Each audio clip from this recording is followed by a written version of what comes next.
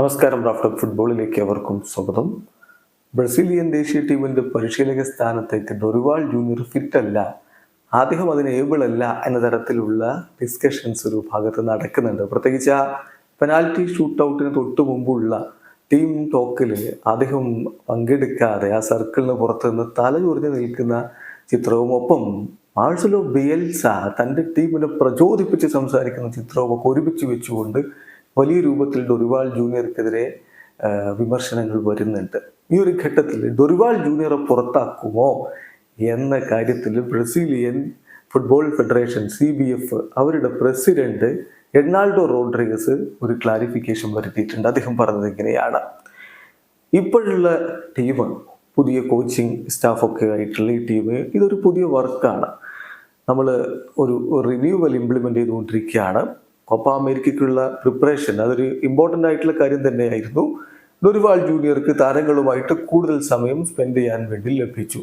Normally short പീരീഡുകളാണ് ലഭിക്കാറുള്ളത്, പക്ഷേ ഇപ്പോൾ കുറച്ചധികം സമയം അദ്ദേഹത്തിന് ലഭിച്ചിട്ടുണ്ട്. ഇനി 2 മാസം കഴിയുമ്പോൾ നമ്മൾ വേൾഡ് കപ്പ് ക്വാളിഫയേഴ്സ് കളിക്കാൻ വേണ്ടി പോവുകയാണ്. അപ്പോൾ അതാണ് നമ്മുടെ ഒരു പ്രൊജക്റ്റ്. അതായത് ഡൊറിവാൾ ജൂനിയർ കണ്ടിന്യൂ ചെയ്യും.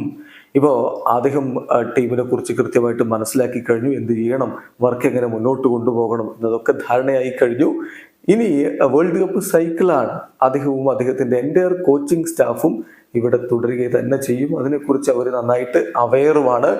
ഡൊറിവാളിന് അറിയാം എന്താണ് ഇപ്പോൾ സംഭവിച്ചിട്ടുള്ളത്, എന്താണ് ഇനി ചെയ്യേണ്ടത്, ടീമിനെ എങ്ങനെ ഒരു കോമ്പറ്റിറ്റീവ് ഗ്രൂപ്പായിട്ട് മാറ്റിയെടുക്കണം എന്നതിനെക്കുറിച്ച് അദ്ദേഹത്തിന് നല്ല ധാരണയുണ്ട്. അതാണ് ഒരു പ്രൊജക്റ്റ് എന്ന് പറയുന്നത്. കാരണം നമ്മൾ ഇടയ്ക്കിടയ്ക്ക് ഇങ്ങനെ കോച്ചുമാരെ മാറ്റിക്കഴിഞ്ഞാൽ പുതിയ കോച്ച് വരുമ്പോൾ പുതിയ ഒരു ജോബ് വീണ്ടും സ്റ്റാർട്ട് ചെയ്യേണ്ടി വരും.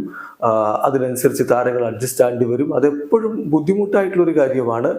സോ ഇപ്പോൾ നമ്മൾ സ്റ്റാർട്ട് ചെയ്ത് കഴിഞ്ഞിട്ടുണ്ട്. മുന്നോട്ട് പോകാനുള്ളൊരു ഓപ്പർച്യൂണിറ്റിയാണ് മുന്നിലുള്ളത്.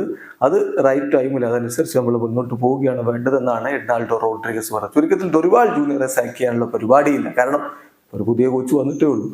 അയാളുടെ രീതികൾക്കനുസരിച്ച് ടീം ഇങ്ങനെ വർക്ക് ചെയ്ത് വരുന്നേ ഉള്ളൂ. അപ്പോഴേക്കും അയാളെ മാറ്റി അടുത്ത ആളെ വെച്ചാൽ ഇതെല്ലാം പിന്നെ ഒന്നേ എന്ന് പറഞ്ഞുകൊണ്ട് വീണ്ടും തുടങ്ങണം. അപ്പോൾ അത് ബുദ്ധിമുട്ടേറിയ കാര്യമാണ്.